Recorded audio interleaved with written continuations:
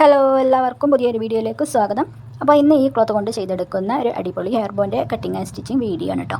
Easy ആയിട്ടും പെട്ടെന്ന് ചെയ്തിട്ടെടുക്കാൻ പറ്റിയ ഒരു വീഡിയോ ആണ്. അപ്പോൾ നമുക്ക് വേഗം വീഡിയോ കാണാം. അപ്പോൾ നമ്മുടെ ഹെയർ ബോയ്ക്ക് ആവശ്യമായിട്ടുള്ള പീസുകളെല്ലാം നമ്മളിവിടെ കട്ട് ചെയ്ത് വെച്ചിട്ടുണ്ട്. അപ്പോൾ ഇതിനാവശ്യമായിട്ടുള്ളത് ഒന്ന് ഇലാസ്റ്റിക് ഇടാനുള്ളത്, അത് മുകളിൽ വെച്ചിട്ട് കൊടുക്കാനുള്ളത്, അതുപോലെ തന്നെ ഇത് ബട്ടർഫ്ലൈ മോഡൽ ഒരു ബോ ഉണ്ടാക്കാനായിട്ടാണ്. ഇത് 2 പീസ്. ഇനി നമുക്ക് ഇലാസ്റ്റിക് കൂടി വേണം. അപ്പോൾ ആദ്യമായിട്ട് നമുക്ക് ഈ പീസുകൾക്കെല്ലാം വേണ്ട ആവശ്യമായിട്ടുള്ള അളവുകളൊന്ന് നോക്കാം. ആദ്യമായിട്ട് ഇലാസ്റ്റിക്കിനെ ഇടാനുള്ള പീസിനെയാണ് എടുത്ത് വെച്ചിട്ടുള്ളത്. ഇനി അതിൻ്റെ ലെങ്ത്ത് വന്നിട്ട് 13 ഇഞ്ചാണ് എടുത്തിട്ടുള്ളത്. ഇനി അതിൻ്റെ വിഡ്ത്ത് വന്നിട്ട് 2 ഇഞ്ചാണ് കേട്ടോ എടുത്തിട്ടുള്ളത്. പക്ഷെ നമ്മളത് ഇവിടെ കാണിച്ച് തന്നിട്ടില്ല അല്ലേ. അപ്പോൾ ഇനി നമുക്ക് അടുത്ത പീസിൻ്റെ ലെങ്ത്ത് നോക്കാം. അതിൻ്റെ ലെങ്ത്തും 11.5 എടുത്തിട്ടുണ്ട്. അതിൻ്റെ വിഡ്ത്ത് 4 ഇഞ്ചുമാണ് എടുത്തിട്ടുള്ളത്. ഇനി നമുക്ക് അടുത്തതായിട്ട് ബോ ഉണ്ടാക്കാനുള്ള പീസുകളെ ഒന്ന് അളവ് നോക്കാം. അപ്പോൾ ആദ്യമായിട്ട് വലിയ പീസിൻ്റെ അളവ് 6.5യും 6.5യും എടുത്തിട്ടുള്ളത്. ചെറിയ പീസിൻ്റെത് 5.5യും 5ഉമാണ് എടുത്തിട്ടുള്ളത്. അപ്പോൾ ഇനി ഇതിൻ്റെ അളവുകൾ നിങ്ങൾക്ക് ഇഷ്ടാനുസരണം മാറ്റാവുന്നതാണ് കേട്ടോ.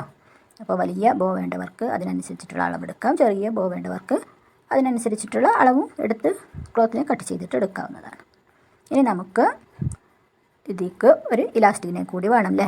അപ്പോൾ അതിൻ്റെ നീളം വന്നിട്ട് 7 ഇഞ്ചാണ് എടുത്തിട്ടുള്ളത്. അപ്പോൾ അത് കണ്ടോ, ഇലാസ്റ്റിക്കിനെ ഈ ഒരു പീസിലാണ് നമ്മൾ വെച്ചിട്ട് കൊടുക്കേണ്ടത്. അപ്പോൾ ഇലാസ്റ്റിക്കിൻ്റെ അളവനുസരിച്ചാണ് പീസിനെ കട്ട് ചെയ്യേണ്ടത് കേട്ടോ. അപ്പോൾ ആദ്യമായിട്ട് നമുക്ക് ബോ ഉണ്ടാക്കുന്ന പീസുകളെ ഒന്ന് റൗണ്ടിൽ കട്ട് ചെയ്തിട്ടെടുക്കണം. അതിനായിട്ട് വലിയ ബട്ടർഫ്ലൈ മോഡലാണ് ഈ ബോ ഉണ്ടാക്കുന്നത്. അതുകൊണ്ട് തന്നെ 2 പീസ് ആവശ്യമായിട്ടുള്ളത്. അപ്പോൾ ആദ്യമായിട്ട് വലിയ ബോയ്ക്ക് ആവശ്യമായിട്ടുള്ള പീസിനെയാണ് റൗണ്ടിലാണ് കട്ട് ചെയ്തിട്ടെടുക്കുന്നത്. 2.5 മാർക്ക് ചെയ്യുന്നത്, ഒന്നൊരു അളവിൽ കാണിക്കുന്നത്. പക്ഷേ പിന്നീട് ഞാൻ 1/2 ഇഞ്ചും കൂടി ചെറുതാക്കി 2 ഇഞ്ചാണ് എടുത്തിട്ടുള്ളത് കേട്ടോ. അത്രയൊന്നും വലിപ്പം വേണ്ടാന്ന് തോന്നിയപ്പോൾ ഒന്ന് കുറച്ച് കൊടുത്തതാണ്. അപ്പോൾ അതുപോലെ 2 ഇഞ്ചിൽ ഇതുപോലെ റൗണ്ട് ചെയ്ത് ഒന്ന് മാർക്ക് ചെയ്ത് ആ റൗണ്ടിൽ അങ്ങോട്ട് കട്ട് ചെയ്തിട്ട് എടുക്കുക. അപ്പോൾ അതാ നമ്മളിവിടെ ഫസ്റ്റത്തെ പീസിനെ കട്ട് ചെയ്ത് എടുത്തിട്ടുണ്ട്. അപ്പോൾ ഇതുപോലെ റൗണ്ടാക്കിയിട്ട് എടുക്കുക. ഇനി അടുത്തതായിട്ട് ചെറിയ പീസിനെ കൂടി ഇതുപോലെ 4ആക്കി മടക്കി ഇടണം. അതിനുശേഷം 1.5 ഇഞ്ച് വീതിക്കാണ് ചെറിയ പീസിനെ കട്ട് ചെയ്യുന്നത്. 1.5 ഇഞ്ച് വീതിയിൽ റൗണ്ടായിട്ട് ഒന്ന് മാർക്ക് ചെയ്തിട്ടെടുക്കുക.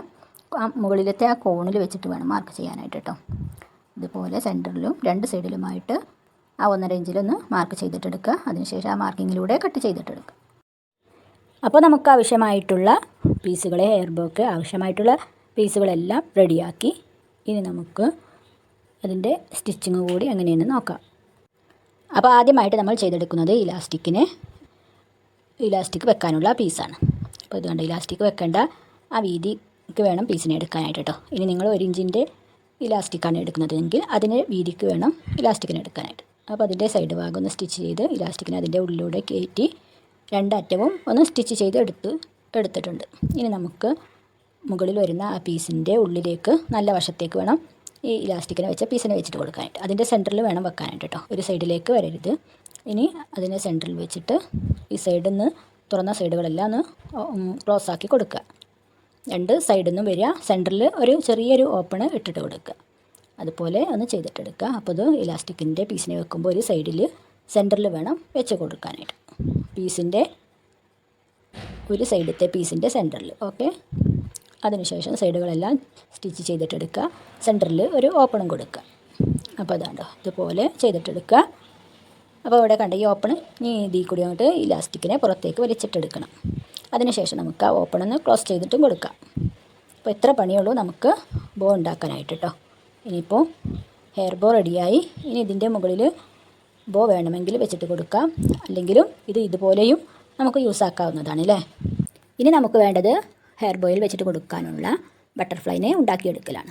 അതിനായിട്ട് നമ്മൾ കട്ട് ചെയ്ത് വെച്ച വലിയ റൗണ്ടിലുള്ള പീസും ചെറിയ റൗണ്ടിലുള്ള പീസും എടുക്കുക. അതിനുശേഷം അതിൻ്റെ സെൻറ്ററിൽ ഇതുപോലെ പ്ലീറ്റ് ഇട്ട് കൊടുക്കുക. 2 പീസിലും അതുപോലെ ചെയ്തിട്ടെടുത്ത് ഒരു സൂചിയും നൂലും എടുത്തിട്ടാണ് നമ്മളിത് ജോയിൻ്റ് ആക്കുന്നത്.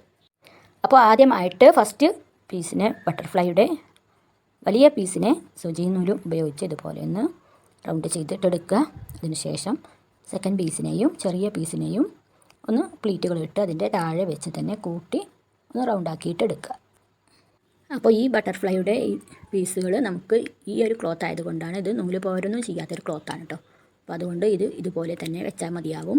ഇനി നിങ്ങൾക്ക് നൂലൊക്കെ പോരുന്ന ക്ലോത്ത് ആണെങ്കിൽ അതിന് ഒന്ന് നമ്മുടെ ഒരു ലൈറ്റർ ഉപയോഗിച്ചോ അതുപോലെ അങ്ങനെയൊക്കെ വേണം നമുക്കതിൻ്റെ സൈഡുകൾ നൂല് പോരാതെ രീതിയിലാക്കിയെടുക്കാനായിട്ട് കേട്ടോ. അല്ലെങ്കിൽ പിന്നെ റൗണ്ടിൽ 2 പീസ് എടുത്തിട്ട് അടിച്ച് മറിച്ചിട്ട് എടുത്താലും മതിയാവും. അങ്ങനെയും നമുക്ക് ചെയ്തിട്ടെടുക്കാം. അപ്പോൾ ഇതുപോലൊരു ക്ലോത്ത് ആയതുകൊണ്ട് തന്നെ നമുക്ക് ഇത് നൂലൊന്നും പോരാത്തൊരു ക്ലോത്താണ് കേട്ടോ. അപ്പോൾ നല്ല നീറ്റായിട്ട് നമുക്കിതിനെ ചെയ്തിട്ടെടുക്കാനായിട്ട് പറ്റും. അപ്പോൾ നമ്മുടെ ബട്ടർഫ്ലൈ റെഡിയാക്കി എടുത്തിട്ടുണ്ട്.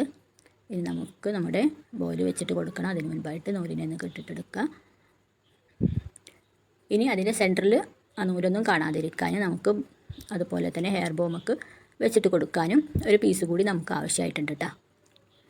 അപ്പോൾ ബട്ടർഫ്ലൈ ഇതുപോലെ അങ്ങോട്ട് വെച്ചിട്ട് കൊടുത്ത് സ്റ്റിച്ച് ചെയ്തിട്ട് എടുത്താലും മതി.